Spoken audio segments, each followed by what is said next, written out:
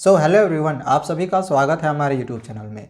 बच्चों, आज की इस वीडियो में हम क्लास 10 संस्कृत के बिल्कुल ऑफिशियल क्वेश्चन पेपर को देखने जा रहे हैं। ये क्वेश्चन तुम्हारे एग्जामिनेशंस में यहाँ से 100% गारंटीड है कि पूछा जाएगा, क्योंकि ये सीबीएसई की तरफ से बिल्कुल ऑफिशियली रिलीज किया गया है। तो तुम्हें यहाँ पे जितने भी क्वेश्चंस दिए गए हैं, इन सभी क्वेश्चंस की तैयारी एक एक करके करने जानी है। ठीक है, चलो मैं यहाँ से तुम्हें एक एक करके सारी चीज़ें जो है अच्छे से समझा दे रहा हूँ। अच्छे से पैटर्न को समझ लो, इसी पैटर्न पे तुम्हारा पेपर जो है बनने वाला है। जैसे सबसे पहले तुम्हारा जो खंड क रहेगा, इसमें एक अपठिता बोधनम वाले क्वेश्चंस रहेंगे। अब इसमें इस प्रकार का एक पैसेज दिया हुआ रहेगा, मतलब एक गद्यांश दिया हुआ रहेगा। एंड अब हमें यहाँ पे क्वेश्चन के आंसर्स करने हैं। एंड ये जो आंसर्स होते हैं ये हमें पैसेज से बहुत ही इजीली मिल जाता है। अब जैसे यहाँ पे क्वेश्चन पूछा गया है कि केसाम जीवन घटना अन्यव्य शिक्षा प्रदा भवंती, तो इसका जो आंसर होगा, आंसर देख लो, ये वाला होगा पूर्वजानाम। तो आंसर तुम्हें बहुत ही इजीली जो है वो मिल जाता है। ठीक है, अब जैसे इसका आंसर मैंने यहाँ पे लिख दिया। ठीक है, पूर्वजानाम होगा। अगला क्वेश्चन है कि केन केचिन भूमिम इमाम अबूसयन, तो इसका आंसर तुम्हारा ब्रह्मा तेजसा होगा। और ये आंसर भी तुम्हें देखना, दिखा दे रहा हूँ यहाँ पे, तुम्हारा ये भी आंसर जो है मिल जाएगा। देखो, ब्रह्मा तेजसा केचन भूमिम इमाम अबूसयन, देखो सेम सेंटेंस मिल रहा है। तो तुम्हें जो भी गद्य दिया हुआ रहेगा ना, उसमें से आंसर्स एग्जैक्टली तुम्हारा मिल जाएगा। अब जैसे इसका जो आंसर होगा, तुम देख लेना गद्य पढ़ के, इसका जो आंसर होगा ये तुम्हारा अस्माभी होगा। ठीक है, देख लेना, मिल जाएगा, बहुत ही ईजिली है। इसके बाद तुम्हें पूर्ण वाक्य में भी उत्तर लिखने के लिए रहता है, तो इसके भी आंसर्स बहुत ही इजीली मिल जाएंगे। आंसर को मैं तुमको यहाँ पे दे दे रहा हूँ, देख लेना। मैंने पैसेज तुम्हें शुरू में ही दिखा दिया था, तुम उस पैसेज को देख लेना। जो आंसर्स होगा यही सब होगा। ठीक है, हालांकि हमने वहाँ पर हाईलाइट कर दिया है जहाँ जहाँ पे तुम्हारा आंसर्स था। ठीक है, चलो आगे बढ़ते हैं। यहाँ पे इसका जो एक शीर्षक भी लिखना था ना, एक, हाँ याद रखना कि जो भी गद्यांश दिया हुआ रहेगा ना, तो उस गद्यांश से रिलेटेड तुम्हारा एक शीर्षक लिखने के लिए दिया जाता है संस्कृत में। तो संस्कृत में तुम्हारा शीर्षक रखने के लिए आएगा। तो पैसेज को थोड़ा सा एनालाइज कर लेना कि ये किस टॉपिक पे ये जो मेरा अनुच्छेद है ये दिया गया है। एंड फिर उस टॉपिक से रिलेटेड संस्कृत में एक कोई भी जो भी शीर्षक होगा अपने तरीके से लिख लेना। ठीक है, डिफरेंट डिफरेंट ये शीर्षक तुम्हारा हो सकता है। अब आगे यहाँ पर ये सब कुछ क्वेश्चंस हैं, इसको देख लो। अब यहाँ पे ये भी जो क्वेश्चंस है ये तुम्हारे पैसेज से ही रिलेटेड है, मतलब जो अनुच्छेद दिया गया था ना, जो गद्य दिया गया था उसी से रिलेटेड है। अब जैसे यहाँ पर दिया गया कि ते एव भविष्यति काले जस जने संस्मर्यन्ते अत्र किम क्रियापदम, तो इसमें क्रियापद क्या है? तो इसमें जो क्रियापद है तुम्हारा ये वाला हो जाएगा संस्मर्यन्ते। ठीक है, देख लेना। इसके बाद इसमें दिया गया है उक्तः, इसका तुमको विशेषण पदस्य विशेष्य पदम लिखना है।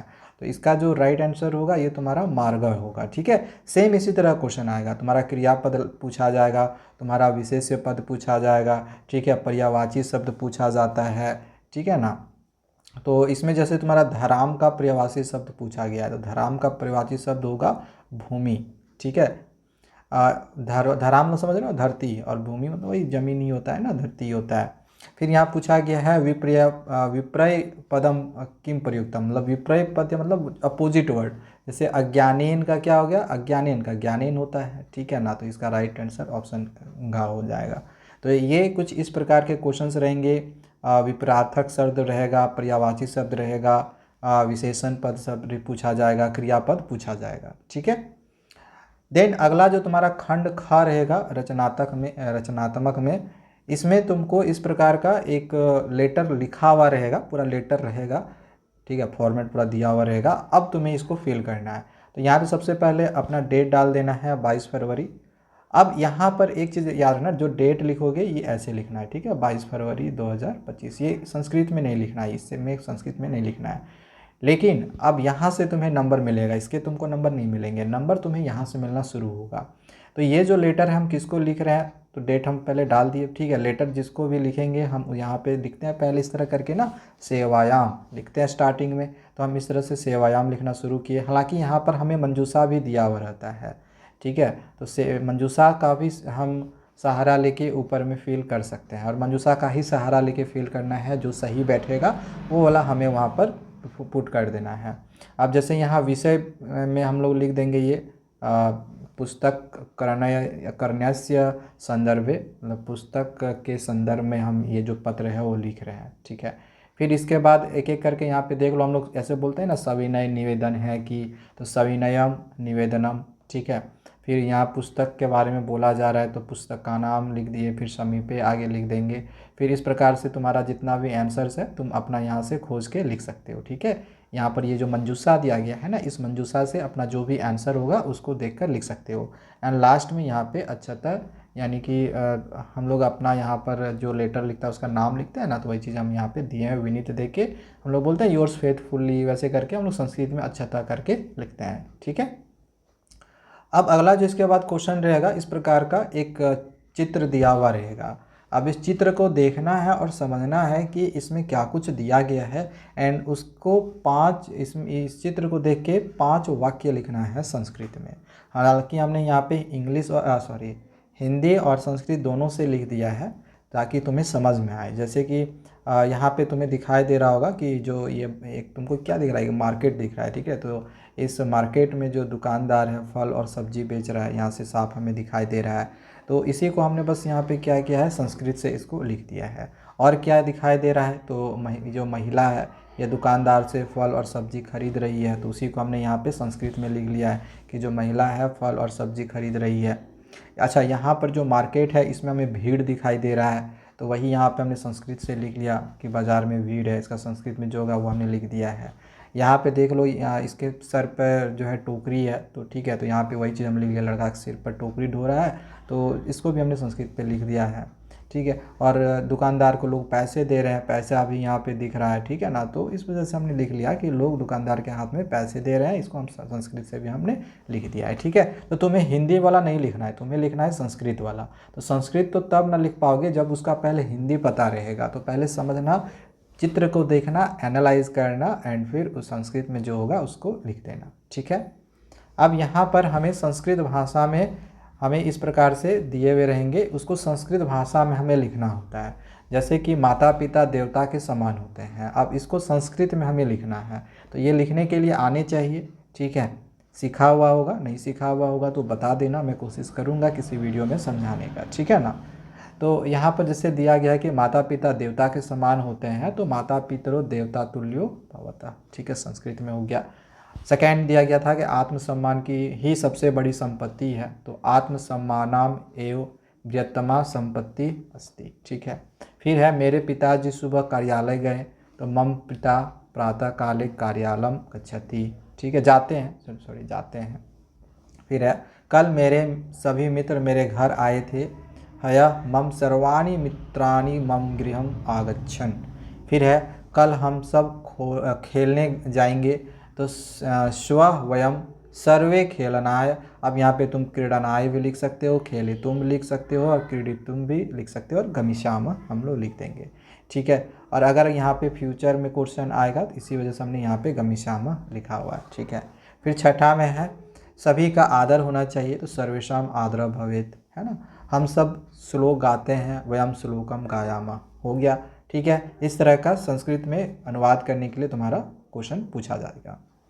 अब इसके बाद जो खंड क रहेगा तुम्हारा, तो सबसे पहले तो संधि विच्छेद करने के लिए रहेगा। अब जैसे ये जो यहाँ पे दिया गया है यन्मानुसात, तो इसका संधि विच्छेद करना है, तो यत प्लस मानुसात। अब अगर तुम्हें संधि विच्छेद के रूल सीखे होंगे तो जल्दी कर सकते हो, नहीं सीखे होंगे तो सीखना पड़ेगा भाई, रूल्स रेगुलेशन है, जब तक सीखोगे नहीं तो कैसे बनेगा, ठीक है ना। फिर भी मैं कोशिश करूँगा कि अगर बच्चों का ज़्यादा कमेंट आया, अच्छे रिस्पॉन्स आए ना, तो मैं समझा दूँगा।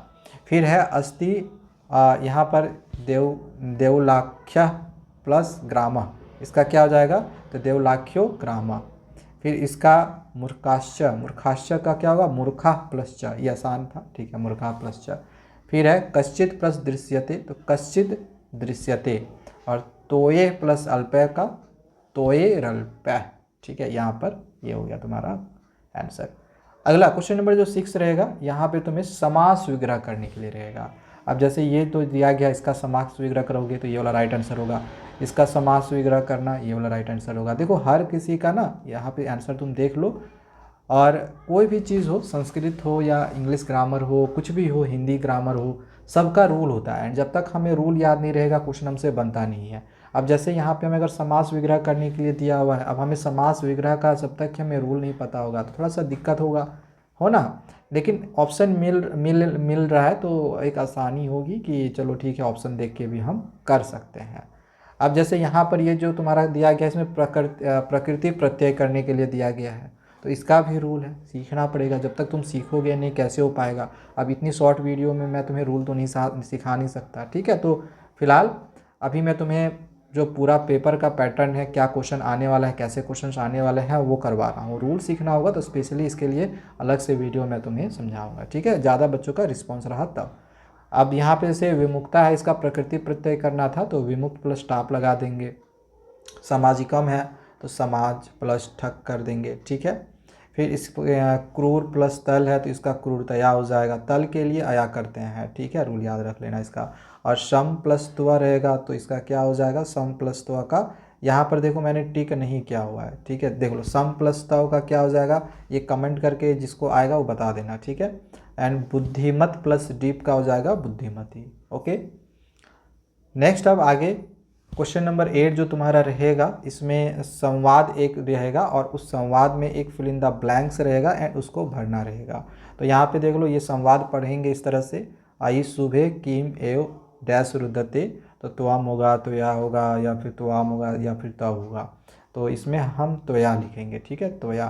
फिर इसी प्रकार से बाकी के भी आंसर्स यहाँ पे देख लो, ठीक है। ज़्यादा समय मैं तुम्हारा नहीं लेना चाह रहा हूँ, इसका स्क्रीनशॉट करके रख सकते हो। आंसर्स के साथ मैं तुम्हें यहाँ पे ये चीज़ दे रहा हूँ। फिर यहाँ पर ये जो क्वेश्चन दिया गया है ये बहुत आसान सा क्वेश्चन रहता है एंड यहाँ से तुम्हें 4 नंबर देखा जाए तो बिल्कुल फ्री में दे दिया जाता है, क्योंकि इसमें बस हमें टाइम लिखने रहते हैं। एंड संस्कृत से कम 1 से लेकर 12 तक तो समय कम से कम 1 से लेकर 12 तक का संस्कृत में क्या क्या बोलते हैं इसको तो याद रखना ही है, ठीक है। 1 का 1, 2 का 2, 3 का 3, से सब याद रखना है, ठीक है। 4 का चतुर्वादने, 5 का पंचवादने, ये सब तुमको याद रख लेना है एटलीस्ट 12 तक। अब जैसे मान के चलो ये 4:15 हो रहा है, ठीक है। तो 15 को हम लोग बोलते हैं, याद रख लेना, 15 को बोलते हैं हम लोग सपाद, ठीक है। तो सपाद लिख दिए और 4 बज रहा है इसलिए हमने चतुर्वादने यहाँ पर लगा दिया। फिर 45 जो रहता है ना, 45 के लिए हम लोग पादोन यूज़ करते हैं। अब अगर तुम्हें ये जनरली पूछा जाए तो ये कितने टाइम हो रहा है, तो ये हो रहा है तुम्हारा 4:45। तो जो पौने होता है ना वो पादोन होता है और 5 के लिए पंचवादनी लगा देंगे। फिर है ये 5:30, तो साढ़े के लिए हम लोग सार्ध शब्द का यूज़ करते हैं, तो सार्ध लगा दिए। और 5 है तो पंचवादने लगा दिए। और 6 है तो षडवादने, सिंपल है। 8 है तो पहले 15 के लिए लगाएंगे, 15 के लिए, 15 के लिए, ठीक है। सवा के लिए हम लोग लगाते हैं सपाद, तो सपाद यहाँ पे लिख दिए। और 8 है तो अष्टवादने, सिंपल है, ठीक है। एंड इसके बाद फिर से यहाँ पे हमें जो उचित अव्यय पद है ये लिखने के लिए रहता है। तो इसका देखो यहाँ पर मंजूषा ना तुम्हारा दिया हुआ रहेगा।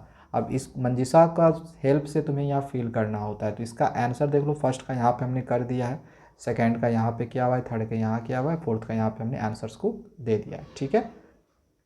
देन इसके बाद जो भी रेखांकित पद होगा वो यहाँ पे देख लो, रेखांकित पद जो है ये शुद्ध नहीं है, मतलब ये अशुद्ध है, मतलब गलत है। तो उसके जगह पे जो सही होगा वो तुम्हें लिखना है। तो त्वम के जगह पे हम यूयम करेंगे, ठीक है। इसी प्रकार से यहाँ पे उपदेशस्य के जगह पे उपदेशेन करेंगे, ओके। फिर इसके बाद जो यहाँ पे भनसी लिखा हुआ है तो भणति होगा और भयंकरा के जगह पे भयंकरा होगा, ठीक है। तो जो उचित सही होगा, गलत जो होगा उसको नहीं, मतलब अंडरलाइन किया जाएगा, जो सही होगा वो करके हमें लिखना है। अब इसके बाद जो तुम्हारा खंड घ रहेगा ये तुम्हारे पाठ्य पुस्तक से दिया हुआ रहेगा।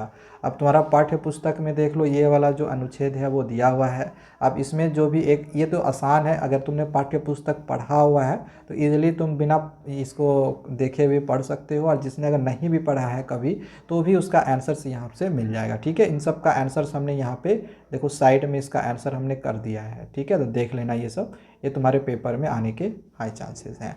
इसके बाद पूर्ण वाक्य में क्वेश्चन दिया गया है यहाँ पे, मतलब पूर्ण वाक्य में आंसर्स लिखना है, तो इसका आंसर भी हमने यहाँ पे करवा दिया है।